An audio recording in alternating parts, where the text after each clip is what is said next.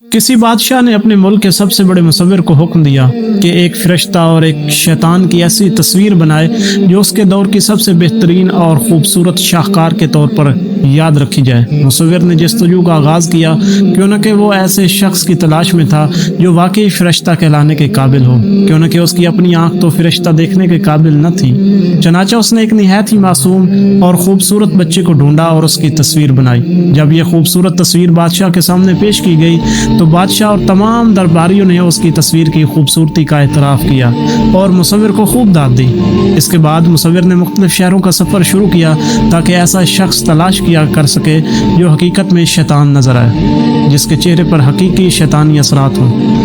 مملکت کے موجودہ مجرموں کو بھی دیکھا مگر ایسا کوئی نہ ملا، کیونکہ اس کی نظر میں وہ سب اللہ کے بندے تھے۔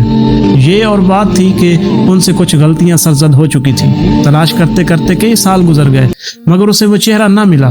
40 سال بعد جب بادشاہ کو احساس ہوا کہ اس کی زندگی کے آخری ایام قریب ہیں تو اس نے مصور کو بلا کر کہا، کسی بھی صورت میں تمہیں جلد از جلد وہ تصویر مکمل کرنی ہوگی تاکہ میری زندگی میں یہ کام پایا تکمیل تک پہنچ جائے۔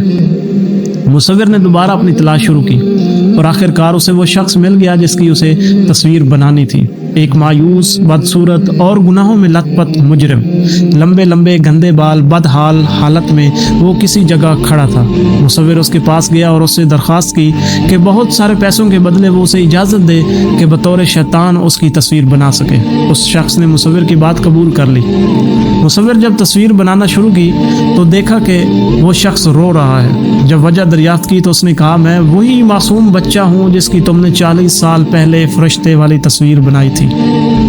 اللہ اکبر! آج میرے اعمال نے مجھے شیطان بنا دیا۔ اپنی معصومیت کی حفاظت کیجیے، اپنے اعمال سوچ سمجھ کر انجام دیجیے۔